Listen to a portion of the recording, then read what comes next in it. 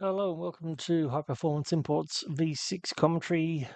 This is chapter 5, where I go and visit Top Fuel down in Nagoya.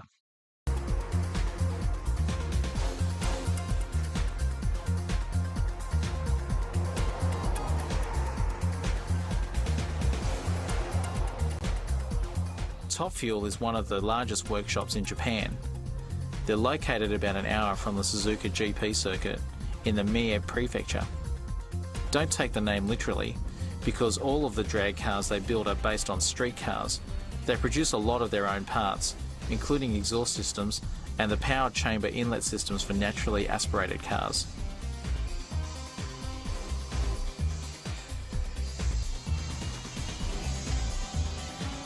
They are also famous for making turbo kits.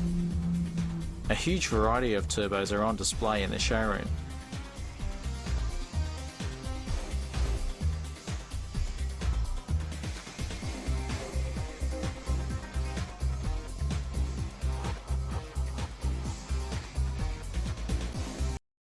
It's pretty normal in Japanese showrooms to have loads of turbos lying around. I don't know whether or not they held them all as stock or if they were there just as display items from the manufacturers, but always made the workshops a bit more interesting to visit. And the workshop is just as impressive. There's an advanced wheel alignment machine and a fully insulated dyno room with the latest Bosch four-wheel drive dyno.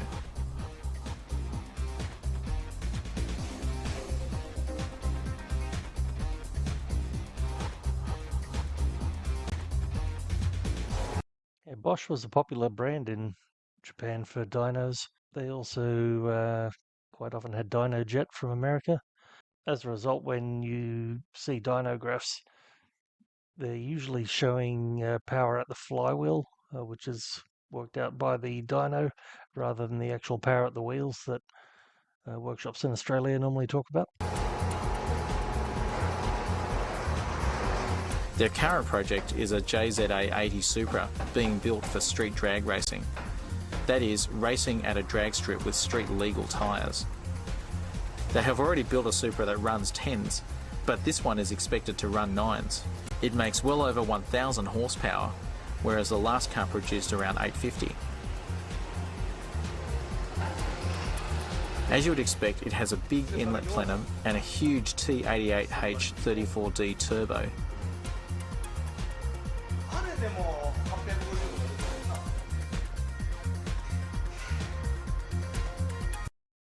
As big as those turbos were, they were kind of a limiting factor in tuning for Japanese cars back then, because unless you wanted to go for two enormous turbos, 1,000 horsepower was about the limit.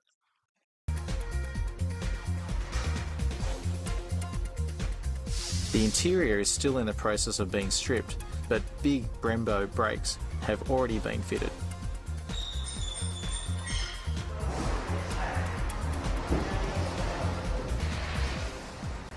Even though the nearest drag strip is 3 hours away at Central Circuit, the car park is full of drag cars.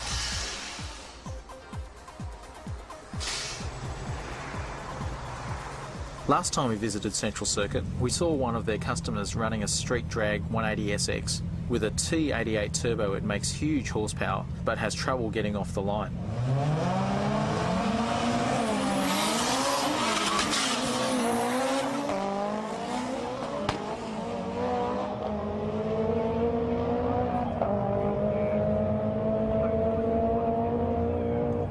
Still, 11.2 isn't too shabby.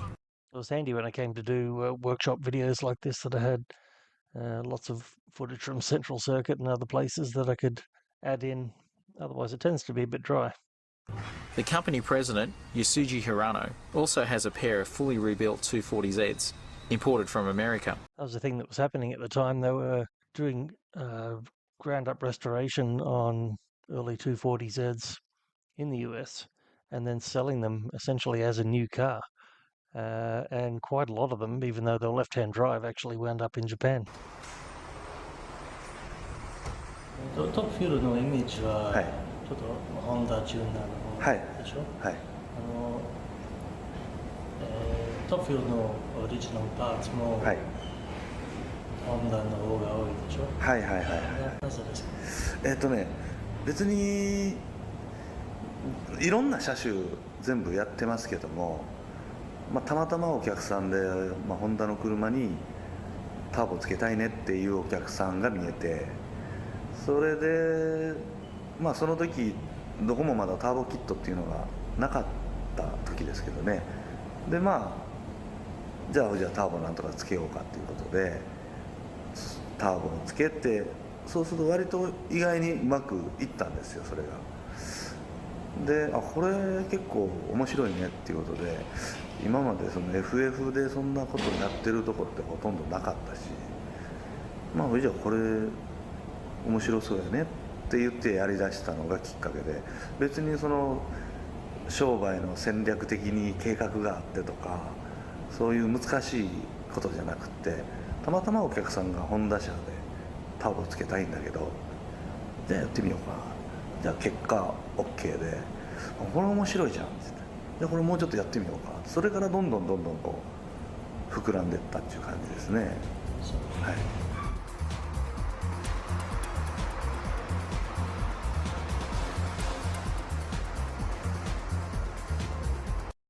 Around that time in America, it was getting really popular to turbocharge Hondas, and they were getting some pretty amazing power out of them and quite a lot of success at drag racing. Whereas in Japan, it was comparatively unusual, possibly because there was such a variety of turbocharged cars already available. The latest in a long line of Honda VTEC turbo kits is this DC5 Integra, which is using the new Truss T517Z turbo and another variation on the power chamber inlet pipe with a trussed filter.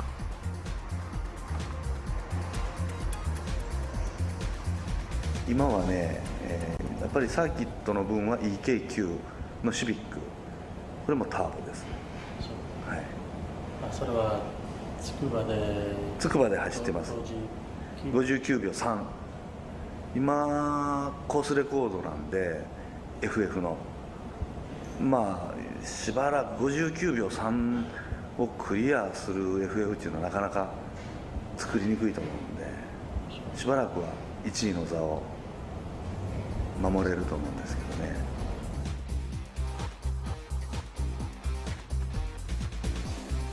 The EK Civic is an out-and-out race machine with a large KKK turbo and external wastegate bolted onto its VTEC engine. This is tuned for nearly 400 horsepower, which is tough to handle in a front-wheel drive circuit car. A very large oil cooler is an essential part of the system, as high compression, boost and high revs make life very hard for the engine.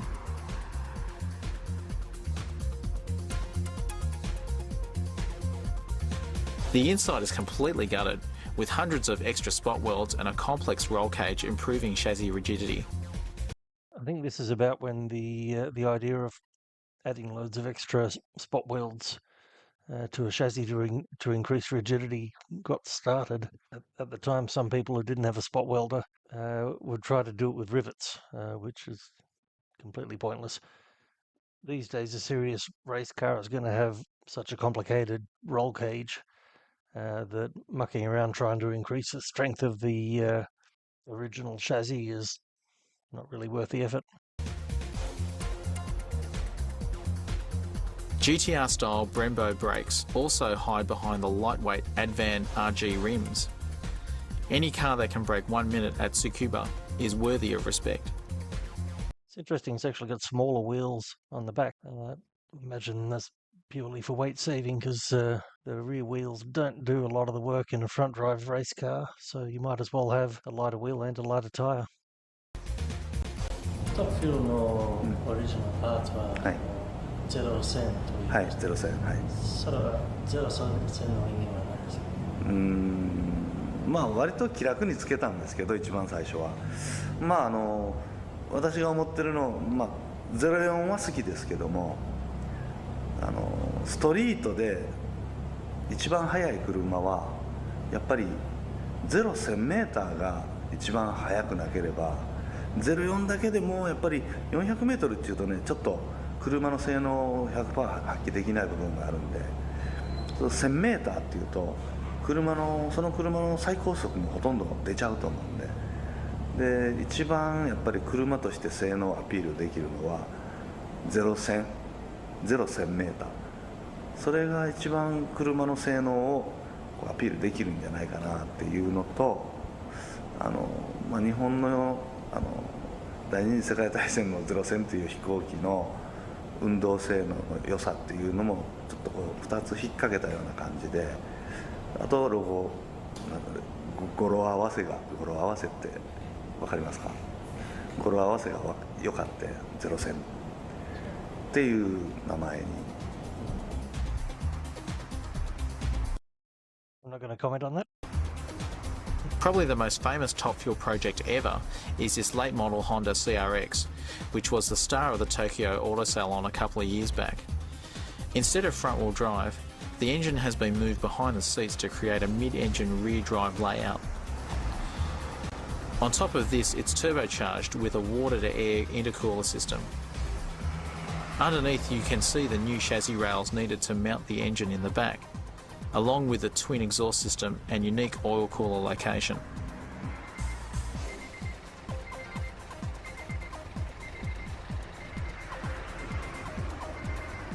来年のショーで、はい、どんな車？ああ鋭い質問やね。今もう考えとるんですけどね、考えとる時間もやらねえかんのやけども、何をしようと。車はみんな新しい Z とかソアラとかってやってるみたいなんで、うちはもう車で出すんじゃなくて、車もインテグラの DC5 のインテグラとか、その辺は出そうと思ってるんですけども、うちのオリジナルのパーツの新製品がいろいろ出てくるんで、そっちの方のパーツをアピールしようかなと来年は思ってます。